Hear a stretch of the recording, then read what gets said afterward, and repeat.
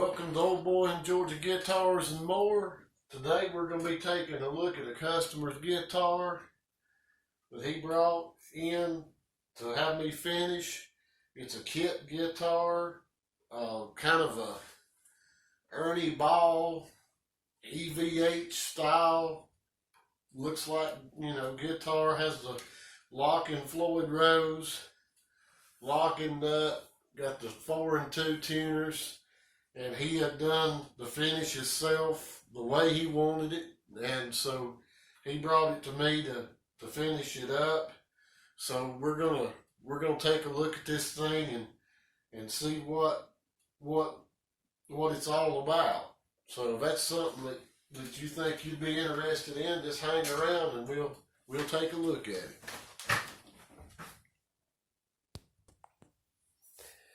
Okay.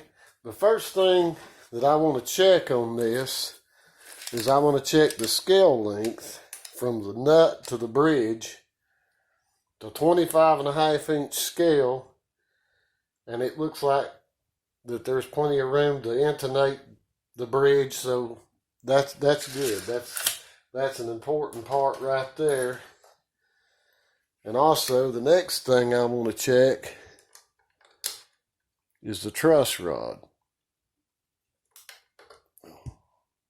Okay, seems like it works fine. A little bit tough getting yeah, it seems to be fine, so that's good. If either one of those are bad, then there's no reason to continue with it because it's not going to be worth fixing. The truss, always check your scale length for intonation. Check your truss rod first thing, especially on these kit guitars. Something else I want to check is I want to check the angle of the neck with the bridge. And that all checks out. That's just where it needs to be. So that way we know we don't have to put a shim in. We don't have to, none of that. So none of this has been drilled. The pickup surround holes, the cavity cover holes, they're hitting the cover for the back. So as far as I know, I got to look in the bag and see what's in there. I hadn't even looked at it yet. So let me set this out of the way and we'll look at this. We'll look at this and see what kind of hardware we got. So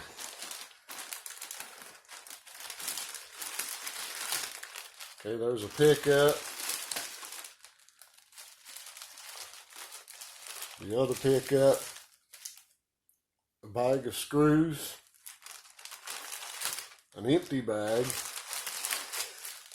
and the little cord that comes with them. Okay, we've got another bag of screws. We've got the truss rod cover, a pick, and the string retainer bar. And our output jack with the mounting screws for it.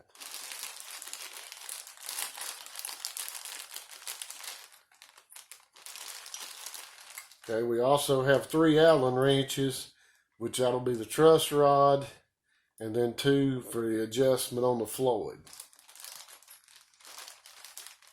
We've got a random screw, a broken off screw, got our 2 back plate covers, got our little volume potentiometer, little dime size. They've already soldered the wires on it, so that's done. We've got more broke off screws. Our volume knob cap, our whammy bar for the Floyd, and another broke off screw. So these can go in the trash. All right, that looks like we've got everything we need to put it together. The pickups, they're gonna be microphonic. There's no wax potting at all with them. I'm sure they're gonna squeal like a pig, but we'll just put it together and see what. And if he's not happy with them, we'll either wax pot them or we'll change them. So let's get the guitar back over here and take another look at it. We've checked out a lot of the critical parts on it.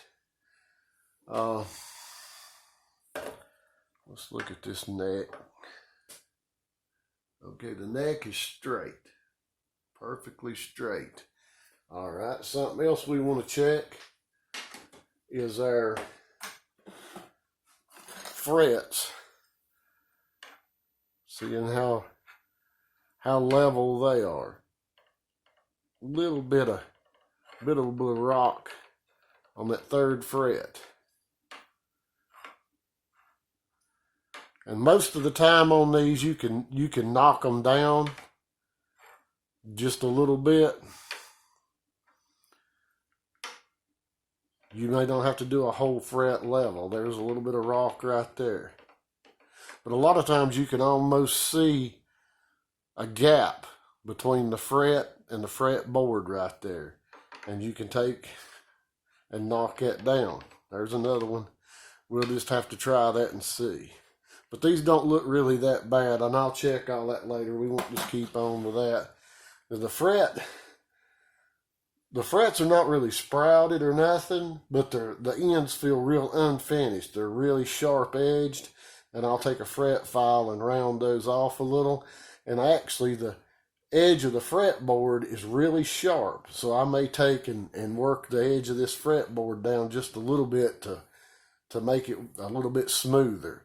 So that's kind of a look at it to start with. So we know what we got. We got to drill out a screw that's broke off right here, and then we've got to drill all the holes and put the screws in for the tuners. We've got to put the string tree retainer on, which will be one of the last things I do. We'll also have to check the nut height. We may have to shim this nut, or we may have to actually take some off and bring it down. We'll just have to look once we get where we can get started on it. We've got to install the pickups, the wiring, then we've got to set the Floyd up. But judging from a lot of the broke off screws and stuff, I don't think there's been any pilot holes drilled. And you always got to have your pilot holes drilled. And I'm worried, about the neck. We've got 4 screws in there. I hope the neck's not, I don't see any splits like where the neck was screwed on without the holes being drilled that I can see, the best I can see. So we're going to get into this thing. I just thought I'd do a video, kind of a part 1. We'll do maybe the neck and the tuners in one video, the electronics, pickups, and then the final setup. But if this is like a kit guitar, this is your first guitar that you're building as a kit, I strongly advise not starting with a Floyd. Start with a hardtail if you're starting a kit. That the Floyds they're not that complicated once you get it down, but to start with, they can be kind of tricky. So we'll check everything out, and but anyway, that's what we're going to get into. Got that coming up.